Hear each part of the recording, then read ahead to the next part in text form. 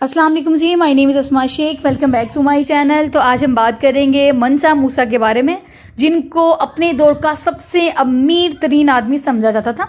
मंसा मूसा 13वीं सदी में मगरबी सूडान के रियासत कनगाबा के मंडानका लोग अफ्रीका में सबसे ताकतवर ग्रोह बनकर उभरे। मंडानका का रूट ज़्यादातर एक शख्स कनकन मूसा की वजह से था, जिसे आमतौर पर मंसा शहंशाह के नाम से जाना जाता था। ये मालूम नहीं कि मंसा मूसा कब पैदा हुए, लेकिन ये इम्कान है कि वो अफसानवी संदिग्धा का पोता था, जिसने खानदान की बुनियाद रखी।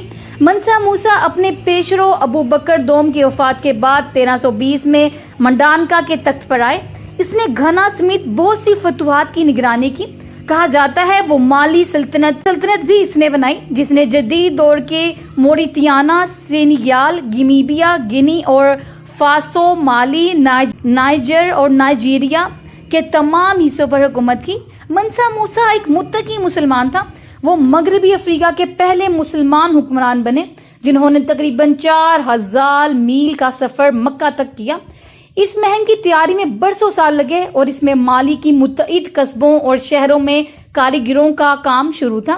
1324 की बात है कि मूसा ने अपनी ज़ियारत का आगाज़ हज़ारों मुहाफ़िज़ों के एक वफ़द के साथ अपने दारुल हुकूमत न्यानी से अपर नाइजर के दरियाए वलाता यानी कि जो मौजूदा ओलाटा मोरितियाना से किया, और कहरा मिस्र जाने से पहले तवात यानी कि अब अलजाइर में है। इसके साथ साथ 60,000 आदमियों पर मुश्तमिल एक काफिला था, जिसमें 12,000 खुश लिबास खादिम और हामी शामिल थे। मूसा ने गरीबों और खैराती तंजीमों के साथ साथ इन ममालिक के हुक्मरानों को भी दिल खोल कर अतियात दी, जिनसे इसका वफ्द गुजरा।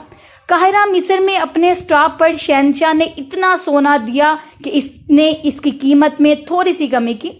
काहिरा की गोल्ड मार्केट एक दहाई के बाद बहाल हुई।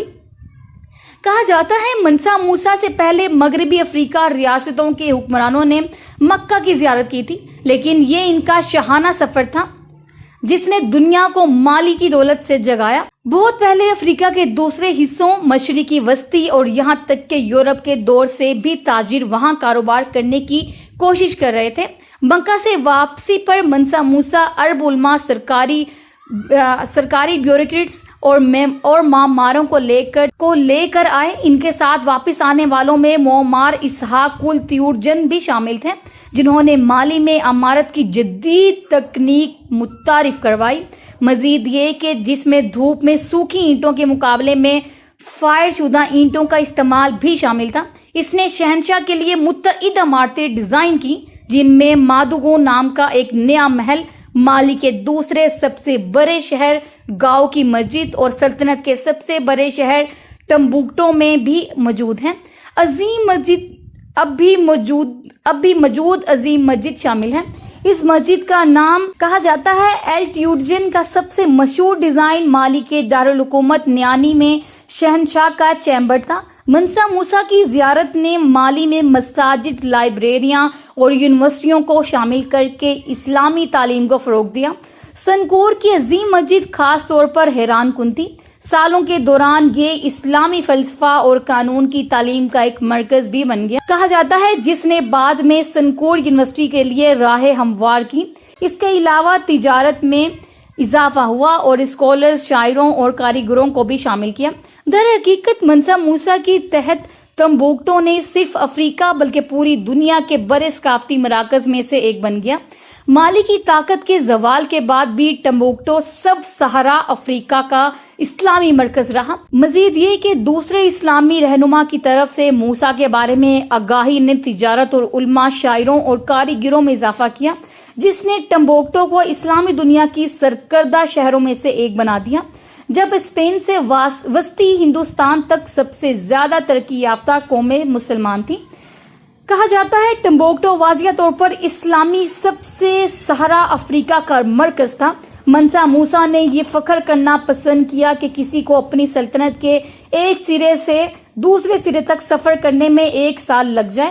یہ اتنا بڑا نہیں تھا، اس کے باوجود 14ویں صدی کے ایک سیاح ابن بطوطہ نے بتایا کہ اسے سلطنت مالی کی شمالی سرحد سے جنوب میں دارالحکومت نیانی تک کا سفر کرنے میں 4 مہینے لگے تھے۔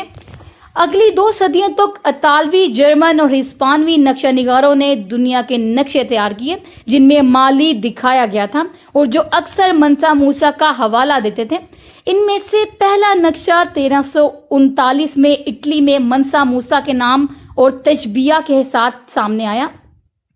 اسی طرح منسا 50 سال کے دور حکومت کے بعد 1337 میں انتقال کر گئے۔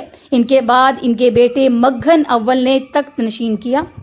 جی تو یہ تھی ایک چھوٹی سی انفارمیشن منسا موسیٰ کے بارے میں، جو کہ اپنے دور کے کافی امیر ترین آدمی سمجھے جاتے تھے اور جو کہ ایک مسلمان بھی تھے۔ امید کرتی ہوں ویڈیو اچھی لگی ہوگی۔ ویڈیو اچھی لگی ہو تو میرے اس چینل کو ضرور سبسکرائب اور ویڈیوز کو لائک کر دیجیے گا۔ تب تک کے لیے اللہ حافظ۔